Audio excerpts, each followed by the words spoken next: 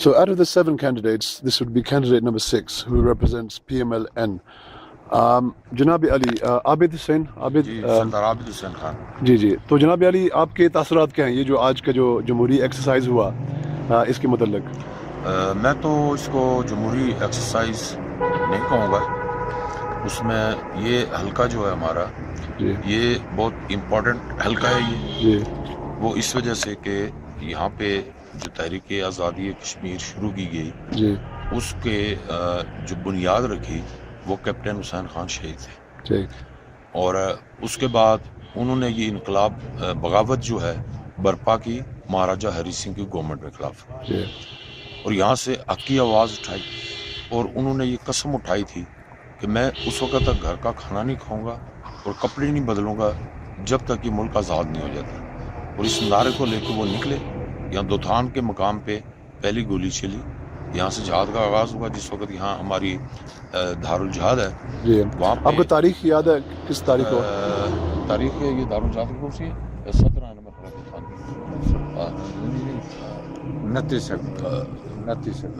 29 اگست میں ہوا ہے 1947. ٹھیک ہے. اس کے بعد واپس مہاراجہ ہری سنگھ نے جس وقت یہ دیکھا کہ یہاں پہ آرمی کے جو سابقہ فوجی ہیں ان کی اتنی بڑی تعداد موجود ہے تو وہ خوف زدہ ہو گیا. یہاں سے وہ فوری چلا گیا پونچھ شہر اور وہاں سے اس نے واپس یہاں اپنا جو آرمی تھی اس کی بھیجی. ان کو ہمارے لوگوں نے دوتھان کے مقام پہ روکا اور ان پہ پتھروں سے جو ہے انہوں نے حملہ کیا اور انہوں نے گولی چلائی جس کے نتیجے میں 8 ہمارے وہاں افراد شہید ہوئے. اور اس کے بعد جو ہے یہ جہاد کا ایک سلسلہ جو ہے وہ چل پڑا. اب اس سے آگے اگر چلیں تو جس کے نتیجے میں واپس کیا ہوا کہ ہمارے یہاں خان آف منگ تھے وہ میرپور کے محاذ پہ چلے گئے. ہماری سدن بٹالین تھی 4 سدن بٹالینز تھی جو دوسری پاکستان کی آرمی تھی وہ یہاں سے جنرل بھاگ کے واپس بلوچ کے مقام پہ آ گیا تھا. تو سدن بٹالین 4 جو یہاں سے گئے بٹالینز اور اس میں واپس اٹیک کیا گیا چاروں طرف سے پونچھ شہر کے اوپر میں. اور اس میں بدقسمتی سے ہمارے سردار عبدالقیوم خان صاحب جو انہوں نے پلان بنایا ہوا تھا تو اس کے مطابق جو ہے انہوں نے کچھ ٹائم سیٹنگ کی ہوئی تھی. اس وقت کچھ نہیں ہوتا تھا تو ڈالٹین کی روشنی میں وہ اپنے سگنلز قائم کیے ہوئے تھے.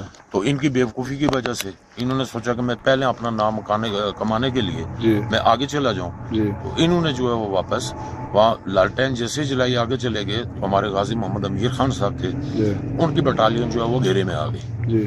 اور یہ سب جو کچھ میں یہ کہہ رہا ہوں یہ GHQ کے ریکارڈ میں موجود ہے. وہاں پہ میرے والد صاحب ایک بٹالین کو کمانڈ کر رہے تھے صوبیدار محمد خان.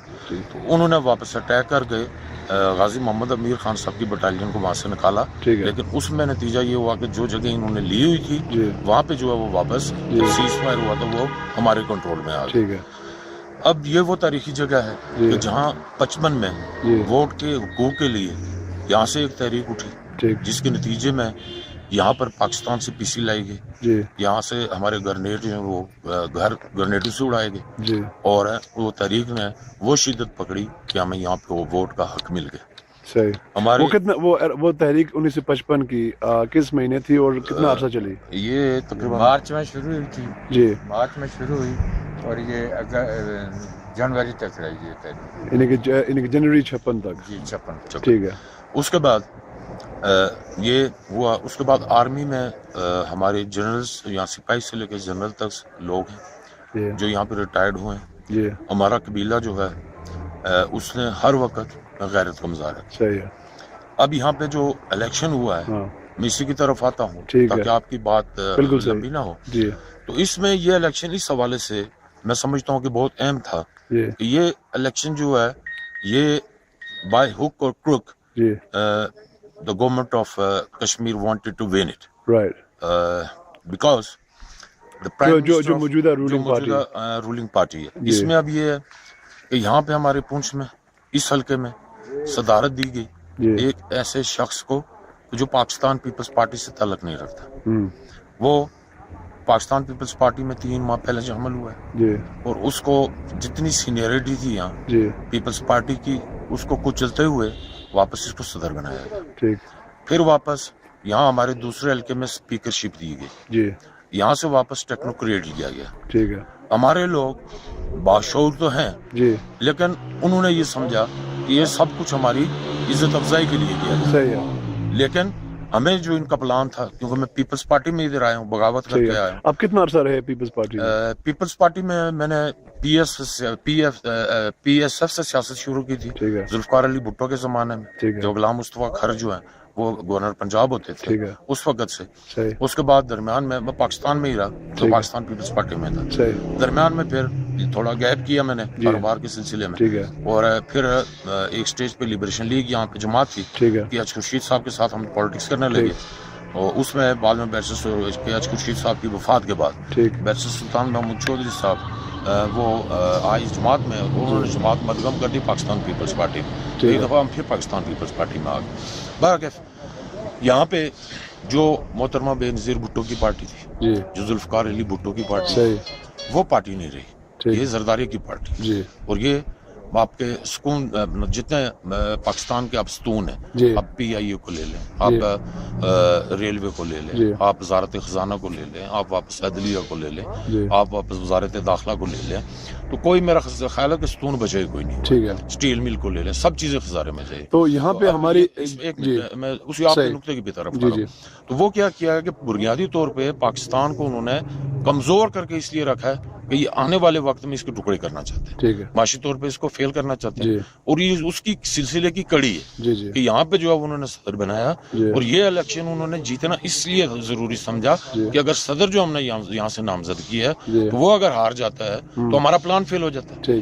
اس میں یہ ہے کہ اس صدر نے جب یہ پرائم منسٹر تھا تو اس کے پاس یہ ہے کہ ایک آٹے کی جو ہے وہ سبسڈی تھی یہاں پہ, اس سبسڈی کے نتیجے میں ہمیں 3-4 روپے کی آٹا سستا ملتا تھا پاکستان سے. تو اس کے پاس جب فائل گئی تو اس نے وہ سبسڈی جو ہے وہ ختم کر دی. بعد میں یہ آیا تو لوگوں نے شور پڑا کیوں کر رہے ہو, تو اس نے کہا یار مجھے تو نہیں پتا تھا کہ یہ سبسڈی کا مطلب سے وہ قیمت ختم ہو جائے گی. تو کل یہ کہے گا جی کہ میں نے کوئی میرے دستخطوں سے جو ہے یہ ہو گیا, کشمیر جو انہوں نے لے لیا, مجھے نہیں پتا لگا. اب جس پلان پہ زرداری صاحب جا رہے ہیں, جس پلان پہ سی آئی اے جا رہی ہے, اب جس پلان پہ راج آ رہی ہے, یہ اس پلان کی تکمیل کے لیے سیاسی رشوت دی گئی ہے اس علاقے میں, تاکہ جو تحریکیں یہاں سے اٹھتی رہی ہیں اس سے قبل, اس طرح کی تحریک یہاں سے نہ اٹھ سکے, اور اس کے خلاف بغاوت کرتے ہوئے ہم نے یہاں پہ یہ الیکشن لڑا. لیکن یہ الیکشن قطعی طور پہ جانبدار الیکشن نہیں تھا. آپ اس میں کیا واضح خامیاں یہ تھی, اس میں خامیاں تو میں نہیں کہہ سکتا کہ خامیاں تھی, خامیاں ایک اور چیز ہوتی ہے.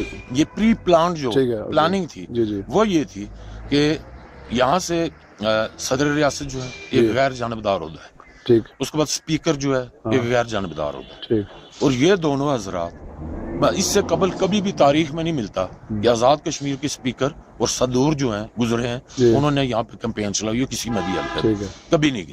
یہ پہلا وقت ہے یہ, صدر بھی یہاں, وزیر اعظم بھی یہاں, اسپیکر بھی یہاں. اس کے بعد جس وقت انہوں نے دیکھا کہ یہ اب الیکشن نکال رہے ہیں, تو یہاں پہ پرسوں چودھری مجید وزیر اعظم یہاں, صدر ریاست یہاں, اسپیکر یہاں, ڈپٹی اسپیکر یہاں, سینئر منسٹر یہاں, دوسرے اور سارے منسٹرز کی ایک لائن لگی ہوئی. یہاں پر ہم نے میڈیا کے ذریعے ان کو تھریٹ کیا. ان کی خوش قسمتی اس دن یہ تھی کہ ہم یونین کونسلز میں تھے, ورنہ ہم نے ان کو یہاں سرکٹ ہاؤس میں گراؤ کر لینا تھا. تو ہماری تھریٹ پہ وہ تو یہ بھاگے یہاں سے, لیکن صدر صاحب حلقے میں موجود رہے, جن کو رہنا نہیں چاہیے تھا. اسپیکر صاحب حلقے میں موجود رہے. اس وقت بھی وہ ڈی آئی جی یہاں پہ ہیں, ہمارے رشتے دار ہیں ہمارے, لیکن ان کی بھی بے غیرتی کی انتہا ہے کہ انہوں نے بھی ان کے ساتھ مل کر داندھی کی, اور اس وقت بھی اسپیکر اس کی گاڑی میں بیٹھا ہوا مطلب وہاں مانیٹر کر رہا ہے. اب صدر جو ہے اس نے یہ کیا کہ وہ مختلف یونین کونسل میں جانے لگا پروٹوکول کی گاڑیاں لے کے, کبھی میں فلانے گھر تعزیت کے لیے جا رہا ہوں, کبھی میں فلانے کو ملنے کے لیے جا رہا ہوں, اور وہ سارے پیسے تقسیم کرتا رہا. وہ ہمیں رپورٹیں ملتی رہی, ہم نے واپس میڈیا کے ذریعے, الیکٹرانک میڈیا کے ذریعے ان کو وارننگ دی کہ بھائی صدر کا کام یہ نہیں ہے کہ وہ اس طرح سے یہ کرے, لیکن اس کے باوجود وہ باز نہیں آئے. پھر کل کا واقعہ میں آپ کو سناتا ہوں کہ جس وقت پرسوں وہ یہاں سے بھاگے, کل مجھے یہ رپورٹ ملی شام کو کہ صدر صاحب پروٹوکول کی گاڑیاں لے کے فلانی جگہ پہ کمپین چلا رہے. میں نے جس وقت اپنی گاڑیاں دوڑائی تو یہاں سے یہ بھاگے تو بنجسا گیسٹ ہاؤس میں جا کے جو ہے انہوں نے وہاں پہ ایک قسم کی پناہ لی. وہاں سے یہ نکلے پرائیویٹ گاڑی میں دوسرے دن صبح, پرائیویٹ گاڑی میں جا کے یہ ڈاریاں کے مقام پہ پہنچے. یہاں پہ پھر ہم نے جلوس نکالا ہے, راولا کوٹ شہر جو ہے ہم نے جام کر کے رکھ دیا, اور اس میں واپس ایس ڈی او یہ جو ڈی سی ہے یہ ایس پی ہے یہ نائل انتظامیہ بے غیرت انتظامیہ یہ سب لوگ یہ ڈی آئی جی یہ کمشنر یہ سب جو ان کو ملے ہوئے تھے اور یہ صدر یہاں پہ بیٹھ کے ان کو یہ کہہ رہا تھا کہ آپ سے میں نے ریزلٹ لینے جو بھی محکمہ تعلیم کے ملازمین تھے وہ لگائے ہوئے تھے کہ آپ نے اگر یہ ریزلٹ نہ دیا تو آپ کی خیر آپ یہ دیکھ لیں کہ تمام پولنگ کے لیے ہر شہری آزاد ہے لیکن ایک نوٹیفیکیشن جاری کر کے ہفتے اور اتوار کو انہوں نے کہا کہ آپ نے حاضریاں لگانی اب ان لوگوں کو بھی انہوں نے سٹاپ کیا ٹھیک اس کے بعد جو پولنگ سٹیشنز ہمارے متعلقہ تھے وہاں پہ انہوں نے پولیس کی جو ہے بہت بھاری رفری لگائی جو ان کے متعلقہ پولنگ سٹیشن سے وہاں پہ دو پولیس جو ہے اہلکار نظر آئے اور وہ بھی جو ہے وقفے پہ بیٹھے ہوئے تھے کھلی چھٹی دی ہوئی تھی کہ جو مرضی کرے اس کے بعد یہاں پہ وہ جو میں نے تھریٹ کیا ان کو تو تھریٹن کرنے کے بعد واپس یہ ہوا کہ وہ پرائیویٹ گاڑی میں کمپین چلاتے رہے پھر میں نے ان کو جلوس نکال کے 1 گھنٹے کا نوٹس دیا کہ صدر حلقے سے باہر نکل لیکن اس انتظامیہ نے صدر کو پرائیویٹ گاڑی میں بٹھا کے علی سجل میں پہنچوایا پروٹوکول کی گاڑیاں یہاں کھڑی یہ تھی انتظامیہ کی یہ یہاں پہ جو انہوں نے الیکشن کروایا تو اب میں یہ سمجھتا ہوں کہ ہمارے پہ ایک مشکل وقت ہے اور ایک حوالے سے ہم اپنے لوگوں کے جو ہمارے ساتھ چلے ہیں ہم فخر سے اپنی گردنیں بلند کر کے چل رہے ہیں کیونکہ جو پیسے انہوں نے تقسیم کیے وہ 3 کروڑ سے زائد رقم اس صدر نے لگائی تو انہی کے خلاصے میں آپ تجویز کو پیش کریں بس تجویز یہ ہے کہ وہ جو ہونا تھا وہ تو ہو گیا اور اس کے لیے انشاءاللہ تعالی ہم بھرپور طریقے سے یہ کچھ اپنے لیڈران سے مشورہ کر کے یہاں سے ایک تحریک کا آغاز پھر ہوگا اور وہ تحریک ہوگی جمہوری حق کے لیے وہ تحریک ہوگی کشمیر بچانے کے لیے یہ کشمیر کی تقسیم پہ آئے اور ان کو انشاءاللہ تعالیٰ کشمیر جو وہ تقسیم نہیں کرنا دیں بہت بہت شکریہ thank you very much thank you